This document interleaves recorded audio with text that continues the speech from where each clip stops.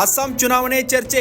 ದೆಹಲಿಗೆ ಹಾರಿದ ಡಿಕೆ ಶಿವಕುಮಾರ್. ಮುಂಬರಲಿರುವ ಅಸ್ಸಾಂ ವಿಧಾನಸಭಾ ಚುನಾವಣೆ ಸಂಬಂಧ ಶುಕ್ರವಾರ ದೆಹಲಿಗೆ ತೆರಳುತ್ತಿದ್ದು ಅಲ್ಲಿ ಎಲ್ಲ ನಾಯಕರನ್ನ ಭೇಟಿ ಮಾಡುತ್ತೇನೆ ಎಂದು ಉಪಮುಖ್ಯಮಂತ್ರಿ ಡಿಕೆ ಶಿವಕುಮಾರ್ ಹೇಳಿದ್ದಾರೆ.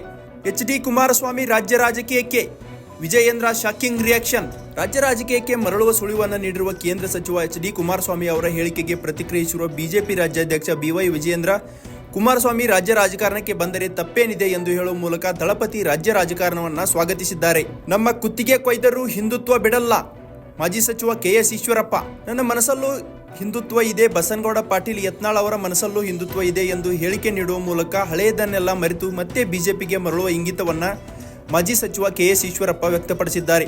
ನಮ್ಮ ಕುತ್ತಿಗೆ ಕೊಯ್ದರೂ ಹಿಂದುತ್ವ ಬಿಟ್ಟು ಬೇರೆ ಕಡೆ ಹೋಗಲ್ಲ ಎಂದು ಈಶ್ವರಪ್ಪ ಹೇಳಿದ್ದಾರೆ. ಕರವೇ ಕಾರ್ಯಕರ್ತರ ಬಗ್ಗೆ ಮಾತನಾಡುವ ಹಕ್ಕು ಯಾರಿಗಿಲ್ಲ. ನಾರಾಯಣಗೌಡ. ಕನ್ನಡಕ್ಕಾಗಿ 10 ದಿನ ಜೈಲಿಗೆ ಹೋಗುವ ಯೋಗ್ಯತೆ ಇಲ್ಲದವರು ನಮಗೆ ಉಪದೇಶ ಮಾಡಲು ಬರುತ್ತಿದ್ದಾರೆ. ಬ್ಲಾಕ್ ಮೇಲ್ ಮಾಡಿಕೊಂಡು ಹೊಟ್ಟೆಪಾಡಿಗಾಗಿ ಸೋಷಿಯಲ್ ಮೀಡಿಯಾ ಬಳಸುವವರಿಗೆ ಕರವೇ ಕಾರ್ಯಕರ್ತರ ಬದುಕಿನ ಬಗ್ಗೆ ಮಾತನಾಡುವ ಹಕ್ಕಿಲ್ಲ ಎಂದು ಕರವೇ ಅಧ್ಯಕ್ಷ ಟಿ.ಎ. ನಾರಾಯಣಗೌಡ ಕಿಡಿಕಾರಿದ್ದಾರೆ. ಮುಂಬೈ ಮಹಾನಗರ ಪಾಲಿಕೆ ಚುನಾವಣೆ ಅಧಿಕಾರಕ್ಕಾಗಿ ಪಕ್ಷಗಳ ಕಸರತ್ತು. ಮುಂಬೈ ಮಹಾನಗರ ಪಾಲಿಕೆ ಚುನಾವಣಾ ಫಲಿತಾಂಶದಲ್ಲಿ ಬಿಜೆಪಿಗೆ ಬಹುಮತ ಸಾಧ್ಯತೆ ಇದ್ದು ಠಾಕ್ರೆ ಸಹೋದರರಿಗೆ ಹಿನ್ನಡೆಯಾಗುವ ಕುರಿತು ಚುನಾವಣೋತ್ತರ ಸಮೀಕ್ಷೆಗಳು ಭವಿಷ್ಯವನ್ನು ನುಡಿದಿವೆ.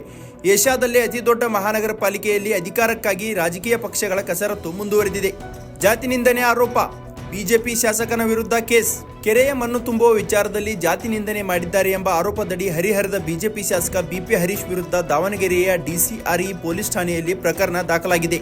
ನಾಲಿಗೆ ಹರಿಬಿಟ್ಟ ಕೈ ಮುಖಂಡ ರಾಜೀವ್ ಗೌಡಗೆ ಕೆಪಿಸಿಸಿ ಶಾಕ್. 2023ರ ವಿಧಾನಸಭಾ ಚುನಾವಣೆಯಲ್ಲಿ ಶಿಡ್ಲಘಟ್ಟದ ಕಾಂಗ್ರೆಸ್ ಅಭ್ಯರ್ಥಿಯಾಗಿದ್ದ ರಾಜೀವ್ ಗೌಡ ಅವರ ನಡವಳಿಕೆ ಅಶಿಸ್ತು ಮತ್ತು ಪಕ್ಷದ ಹಿತಾಸಕ್ತಿಗೆ ಹಾನಿಕಾರಕ ಎಂದು ಆರೋಪಿಸಿ ಕರ್ನಾಟಕ ಪ್ರದೇಶ ಕಾಂಗ್ರೆಸ್ ಸಮಿತಿ ಅವರಿಗೆ ಶೋಕಾಸ್ ನೋಟಿಸ್ ಅನ್ನ ಜಾರಿ ಮಾಡಿದೆ.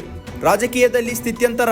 ಶಿವಯೋಗಿ ಸ್ವಾಮೀಜಿ ಸಂಕ್ರಾಂತಿ ಭವಿಷ್ಯ. ಹಾಲಿನಂತಹ ಮನಸ್ಸು ಹೊಡೆದಿದ್ದರೆ ಸರಿ ಹೋಗುವುದು ಕಷ್ಟ. ಶೀತಲ ಸಮರ ಮುಂದುವರಿಯಲಿದೆ. ರಾಜ್ಯ ಮತ್ತು ಇತರ ಕಡೆಯೂ ರಾಜಕೀಯ ಸ್ಥಿತ್ಯಂತರ ಸಂಭವಿಸಬಹುದು ಎಂದು ಚಂದ್ರವನ ಆಶ್ರಮದ ಪೀಠಾಧ್ಯಕ್ಷ ತ್ರಿನೇತ್ರ ಮಹಂತ ಶಿವಯೋಗಿ ಸ್ವಾಮೀಜಿ ಸಂಕ್ರಾಂತಿಯ ಭವಿಷ್ಯವನ್ನ ನುಡಿದಿದ್ದಾರೆ. ಈ ಮೂಲಕ ರಾಜ್ಯ ರಾಜಕೀಯದಲ್ಲಿ ಒಳ ಜಗಳಗಳು ಮುಂದುವರಿಯಲಿದೆ ಎಂದು ಸೂಚ್ಯವಾಗಿ ಸ್ವಾಮೀಜಿ ಹೇಳಿದ್ದಾರೆ. ಅಮೆರಿಕ ಮಣಿಸಿದ ಭಾರತದ ಯುವಪಡೆ. ಅಂಡರ್-19 ಕ್ರಿಕೆಟ್ನಲ್ಲಿ ಇಂಡಿಯಾ ಗೆಲುವು. ಈ ಬಾರಿಯ ಐಸಿಸಿ ಅಂಡರ್-19 ಏಕದಿನ ವಿಶ್ವಕಪ್ನಲ್ಲಿ 5 ಬಾರಿ ಚಾಂಪಿಯನ್ ಆಗಿರುವ ಭಾರತ ಭರ್ಜರಿ ಶುಭಾರಂಭ ಮಾಡಿದೆ. ಗುರುವಾರ ಯುಎಸ್ಎ ವಿರುದ್ಧ ಯುವ ಭಾರತಕ್ಕೆ 6 ವಿಕೆಟ್ಗಳ ಗೆಲುವು ಲಭಿಸಿದ್ದು ಹೆನಿಲ್ ಪಟೇಲ್ ಮಾರಕ ದಾಳಿ ತಂಡಕ್ಕೆ ಸುಲಭ ಗೆಲುವನ್ನು ತಂದುಕೊಡುವಲ್ಲಿ ಯಶಸ್ವಿಯಾಯಿತು. ಕೊನೆಗೂ ನೊಬೆಲ್ ಪಡೆದ ಟ್ರಂಪ್ ವೆನಿಜುವೆಲಾದ ನಾಯಕಿಯ ಗಿಫ್ಟ್. ಅಮೆರಿಕ ಅಧ್ಯಕ್ಷ ಡೊನಾಲ್ಡ್ ಟ್ರಂಪ್ ಅವರಿಗೆ ವೆನಿಜುವೆಲಾದ ವಿರೋಧ ಪಕ್ಷದ ನಾಯಕಿ ಮರಿಯಾ ಕೊರಿನಾ ಮಚಾಡೋ ಅವರು ತಮಗೆ ಸಂದಿದ್ದ ನೊಬೆಲ್ ಶಾಂತಿ ಪ್ರಶಸ್ತಿಯ ಪದಕವನ್ನು ಟ್ರಂಪ್ ಅವರಿಗೆ ನೀಡುವ ಮೂಲಕ ಟ್ರಂಪ್ ಆಶೆಯನ್ನ ಈಡೇರಿಸಿದ್ದಾರೆ.